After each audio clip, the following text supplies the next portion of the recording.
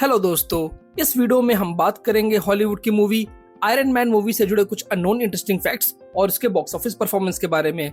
तो इस वीडियो को देखते रहिए और चैनल को सब्सक्राइब करके बेल आइकन जरूर दबाइए ताकि जब भी मैं वीडियो अपलोड करूं तो आपको मेरी वीडियोस की नोटिफिकेशन सबसे पहले मिल सके।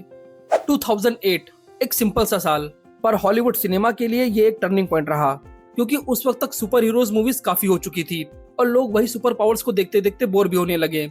लेकिन फिर आई एक मूवी एक आदमी की जो ना एलियन था और ना ही म्यूटेंट, वो सिर्फ एक टेक जीनियस था। एक ऐसी मूवी जिसके बिना मार्वल का पूरा यूनिवर्स बस एक आइडिया ही रह जाता, जिसके साथ ही शुरू हुआ एमसीयू का सफर। एक ऐसी जर्नी जिसका पहला कदम था आयरन मैन, जहां आयरन मैन ने सिर्फ अपने सूट को एक्टिवेट नहीं किया बल्कि उसने पूरा एमसीयू चालू कर दिया।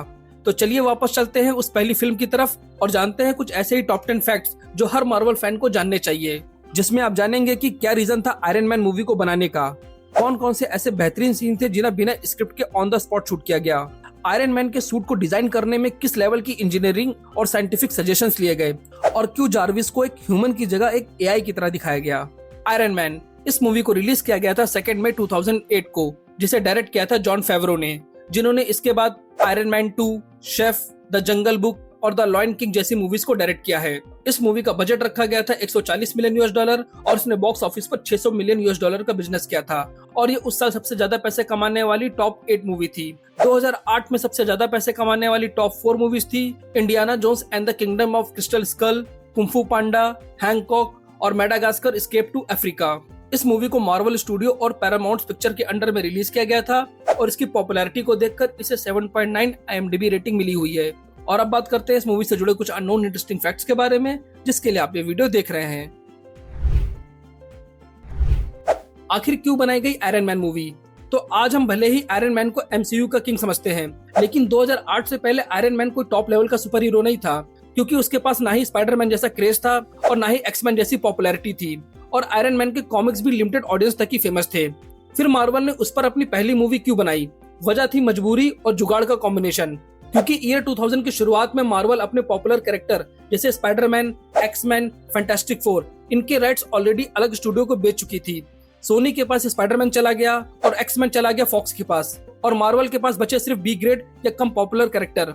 तब मार्वल ने डिसाइड किया अब हम अपनी खुद की मूवी बनाएंगे अपने कैरेक्टर के साथ, और सबसे पहला हीरो चुना गया आयरन मैन, क्योंकि आयरन मैन के राइट्स मार्वल के पास थे।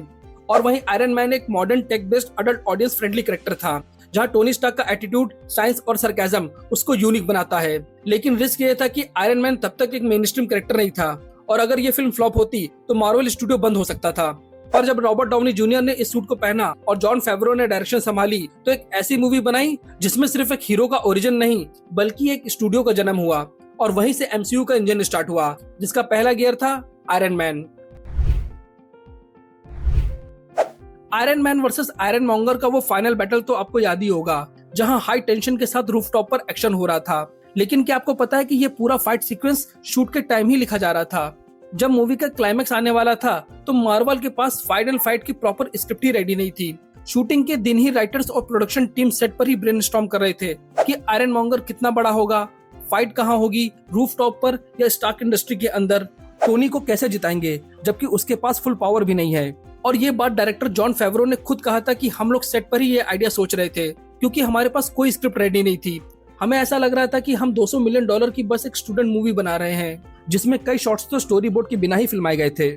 बस एक्टर्स को रफ आइडिया दे दिया गया और कैमरा रोल हो गया, जहां रॉबर्ट डाउनी जूनियर और जेफ ब्रिज ने अपने इम्प्रोवाइजेशन और इंसिस्ट पे काम किया और इस फाइट सीन को इतना आइकॉनिक बना दिया जो आज भी लोगों को याद है। बिल्कुल रियल, रॉ और अनप्रेडिक्टेबल, क्योंकि कभी कभी परफेक्शन प्लानिंग से नहीं प्रेशर से आता है।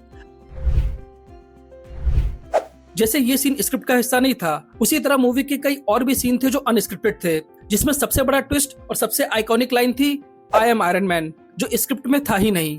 टोनी स्टार्क को ये लाइन प्रेस कॉन्फ्रेंस में कवर अप करना था, लेकिन RDJ ने लास्ट मोमेंट पर ये लाइन बदल दी और ये लाइन इतनी स्ट्रॉन्ग लगी कि उसे ऑफिशियली एंडिंग बना दिया गया। सेकंड था वो बर्गर सीन। टोनी जब केव से बचकर निकलता है और सबसे पहले बोलता है आई वांट चीज बर्गर, ये भी स्क्रिप्ट का हिस्सा नहीं था। उस वक्त RDJ को रियल क्रेविंग हो रही थी चीज बर्गर की। थर्ड सीन था वो सूट टेस्ट के टाइम होने वाला फायर एक्सप्लोजन रिएक्शन, जब टोनी गैराज में पहली बार रिपल्सर टेस्ट करता है और पीछे से ब्लास्ट होता है। RDJ का सरप्राइज वाला रिएक्शन बिल्कुल असली था, क्योंकि वो एक्सप्लोजन इतना स्ट्रॉन्ग था कि आरडीजे जेन्युइनली सरप्राइज हो गए। फोर्थ सीन था निक फ्यूरी का पोस्ट क्रेडिट सीन, जो टेक्निकली स्क्रिप्टेड था, लेकिन किसी को पता नहीं था कि आरडीजे और सैमुअल जैक्सन का ये सीन शूट हो रहा है। पूरे सेट को बंद कर दिया गया और सीक्रेट कैमरा और मिनिमल क्रू के साथ इस सीन को शूट किया गया। और जब निक फ्यूरी अपनी लाइन बोलते हैं, तभी से एवेंजर्स की शुरुआत होती है। टोनी स्टार्क के हाईटेक सुपर सूट को चलाने वाला उसका एआई यानी जार्विस, एक ऐसा नाम जो आज दुनिया भर के फैंस के दिलों में बसा है। लेकिन कॉमिक्स की दुनिया में जार्विस कोई एआई नहीं था, बल्कि वो एक असली इंसान था जिसका पूरा नाम था एडविन जार्विस, टोनी स्टार्क का लॉयल बटलर। बिल्कुल वैसा ही जैसे ब्रूस वेन के पास अल्फ्रेड है, तो मूवी में उसे इंसान से बदलकर मशीन क्यों बना दिया गया। इसका रीजन था मूवी को प्रैक्टिकलिटी और मॉडर्न टच देना। जब 2008 में आयरन मैन बनाई जा रही थी, तो मार्वल एक ऐसी दुनिया सेट कर रहा था जो थोड़ी ग्राउंडेड भी लगे और फ्यूचरिस्टिक भी। और उसी वक्त जॉन फेरेरो की टीम ने सोचा, अगर टोनी एक टेक जीनियस है तो उसका बटलर भी एक टेक बेस्ड होना चाहिए। और वहीं से पैदा हुआ जार्विस, जिसका पूरा नाम था just a rather very intelligent system, एक एआई जो टोनी के सूट को कंट्रोल करता, उसकी लाइफ को मैनेज करता और बीच बीच में ह्यूमर भी लाता।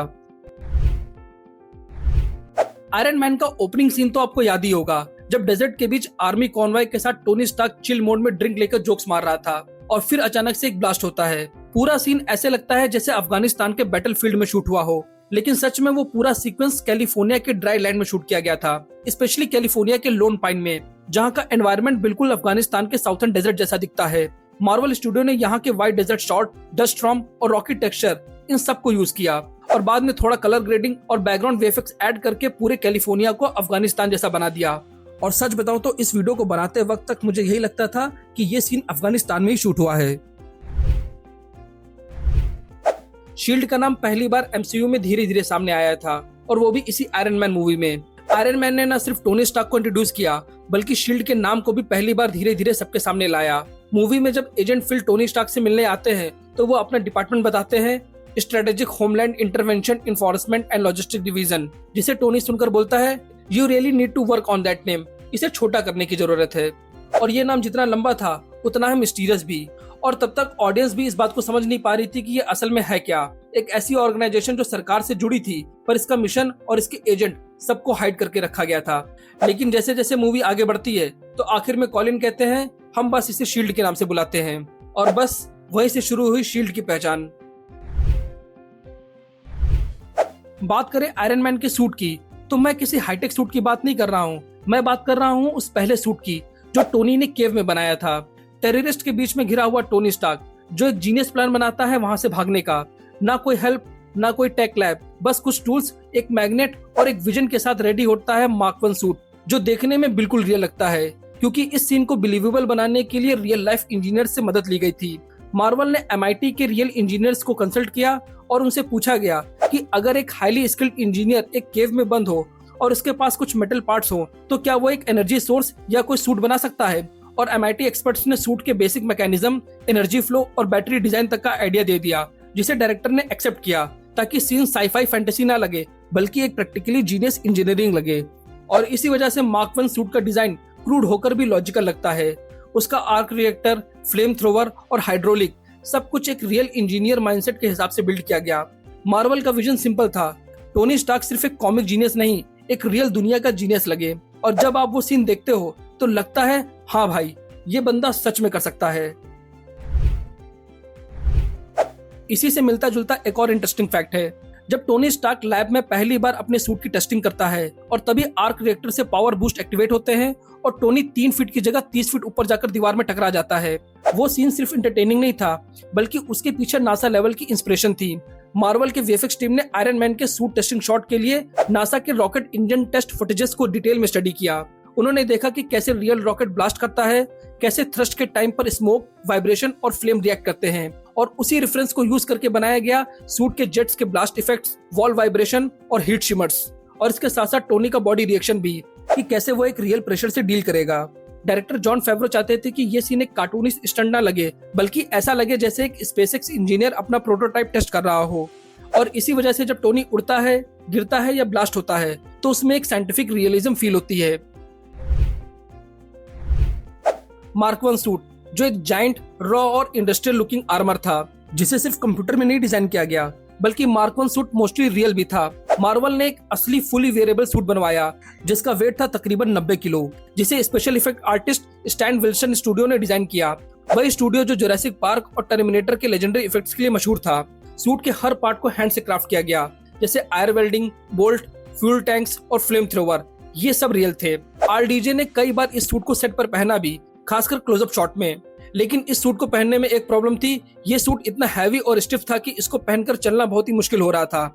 और तब यूज किया गया सीजीआई, जहां टोनी सूट के साथ वॉक करता है और जब फ्लेम थ्रो करने के बाद केव के एक्सप्लोजन के बाद उड़ता है, वो सारे सीन सीजीआई के थ्रू इनहेंस किए गए। डायरेक्टर जॉन फेवरो चाहते थे कि सब कुछ रियल लगे, इसलिए उन्होंने ग्रीन स्क्रीन से ज्यादा रियल कैमरा वर्क और रियल सूट पर भरोसा किया। आज हम सबके लिए टोनी स्टार्क का मतलब सिर्फ एक नाम है, रॉबर्ट डाउनी जूनियर। लेकिन मार्वल ने शुरुआत में आरडीजे को कास्ट करने का प्लान ही नहीं बनाया था। डायरेक्टर जॉन फेवरो के सामने स्टूडियो का प्रेशर था एक सेफ एक्टर चूज करने का, जिसकी इमेज फैमिली फ्रेंडली हो और जिसका box office track record solid हो। और इस रेस में कुछ बड़े नाम भी थे, जैसे टॉम क्रूज, जो खुद टोनी स्टार्क का रोल करने के लिए इंटरेस्टेड थे। सेकंड थे निकोलस केज, जिनको मार्वल कैरेक्टर्स का पुराना क्रेज था। थर्ड थे सैम रॉकवेल, जिन्होंने बाद में जस्टिन हैमर का रोल किया।